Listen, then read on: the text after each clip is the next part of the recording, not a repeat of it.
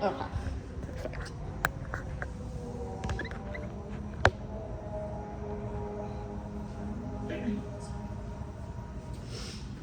Imagine waking up and realizing from a phone call that your loved one has passed away from a fentanyl overdose, knowing damn well that they have never in their life taken any form of drugs or fentanyl in their past. Unfortunately, this is a big reality for most families and communities around the country, especially right now, considering that fentanyl overdoses is now a national emergency, and it's affecting every single person in this country and every single young adult that is going through college right now. So, let's dive into what is fentanyl? Fentanyl is an illicit opioid, and they talk about how dangerous fentanyl is, but we don't really understand it. We know it's dangerous, but we don't know how dangerous it is. For example, fentanyl is 50 times more potent than heroin, which causes a large percentage of death already in the country, and it's 100 times more potent than any sort of opioid and any form of morphine. So on a larger scale, there's so many deaths from regular opioids, regular Oxycontin, and heroin. A drop of fentanyl is enough to kill you. And a drop is what has been killing many people across the country for a very long time now. The DEA has now said that fentanyl is a national emergency.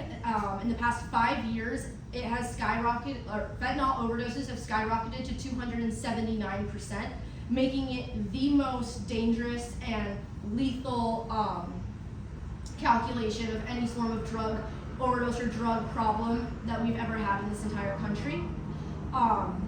So it has become a huge issue and a huge problem, especially for people all across the board and no matter what age in America.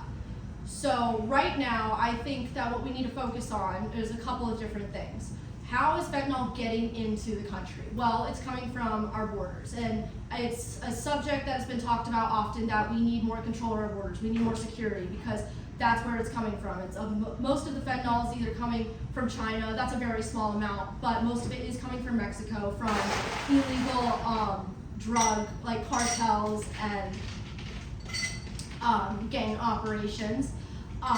They basically, how they get the fentanyl over is that they put it in mostly all of their drugs, mainly cocaine. They'll put it in opioids, they'll put it in Oxycontin, they'll put it in every single stereotypical drug that a drug dealer will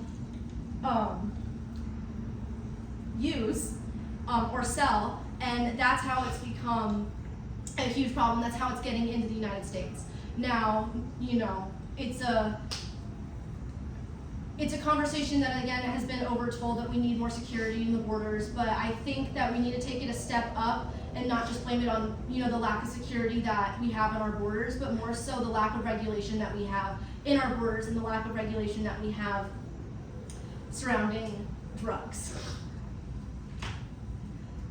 That being said, I think that the U.S. should start making regulations on drugs, but in the sense of, if you want cocaine, you want Oxycontin, you want these drugs, that is completely fine, that's okay. Here's how you're gonna get them in the safest way possible. And here's the smallest amount of dosages that you will not overdose. This is clean cut.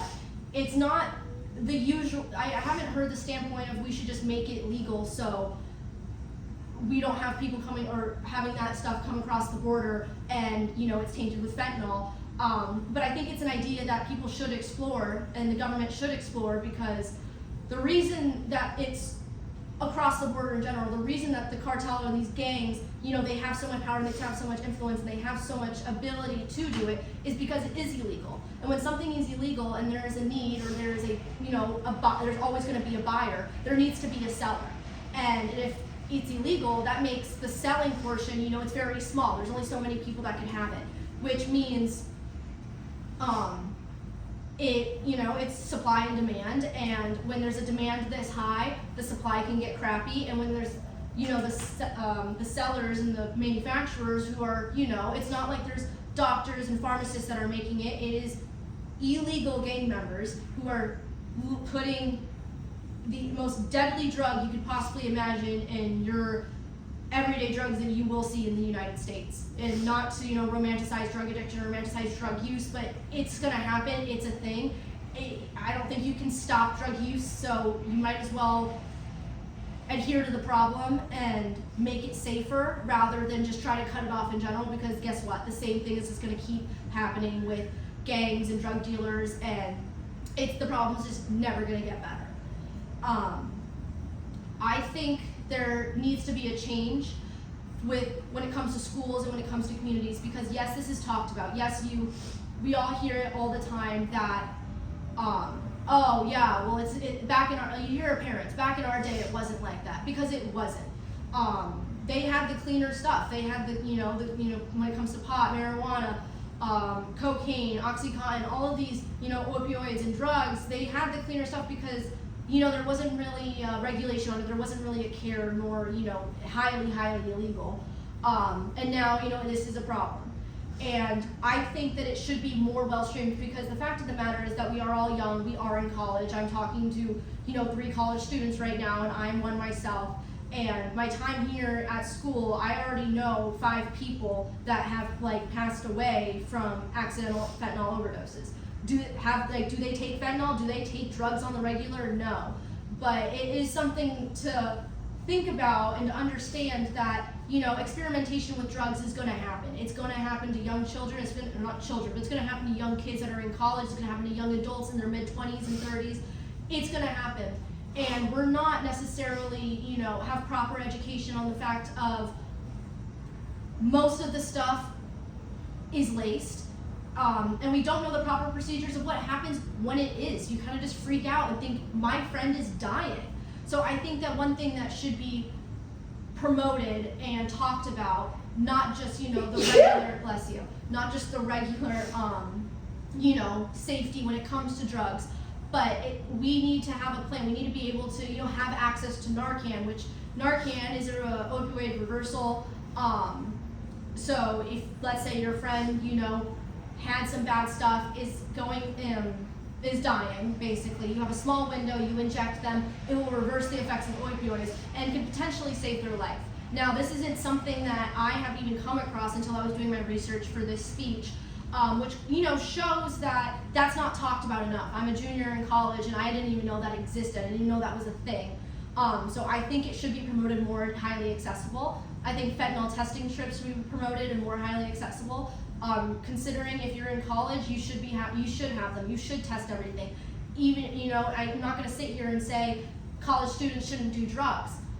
You just tell someone that you're not going to do something to not do something, they're just going to do it. I think instead, we should be saying, if you're going to do it, here's the 3 easiest things that you have Narcan, you test it. You have harm reduction sites. If you take something and you should be able to go somewhere and be like, I think there's something wrong, and they help you. The the fentanyl problem is a huge problem in the United States, and I think it's only going to get worse if there is not a change. There has to be a change in something, whether it's, you close all access to the borders, which is highly unlikely. But, you can make that argument, more protection of the borders. But the fact of the matter is, I think if you try to make the borders way more strict, you try to close them off, it's just going to give someone and those types of people and gangs a more creative and clever way to get it through, and maybe even in a worse way.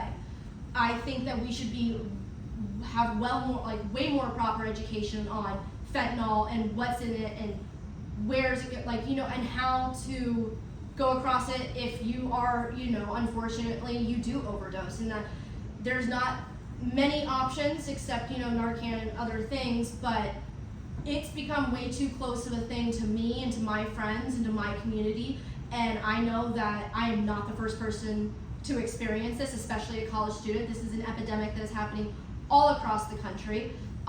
So there needs to be change, because if not, we're going to have a great reduction in our population, especially when it comes to young children and young adults, and that's just not okay. That is something that we need to fix, and we need to change, and we need it now. So, if you're thinking, after this speech, you're thinking more about it, there is many ways that you can, in your own life, prevent something of a situation like that happening, but it's something to keep in mind and to have proper education on. And yeah. Thank you.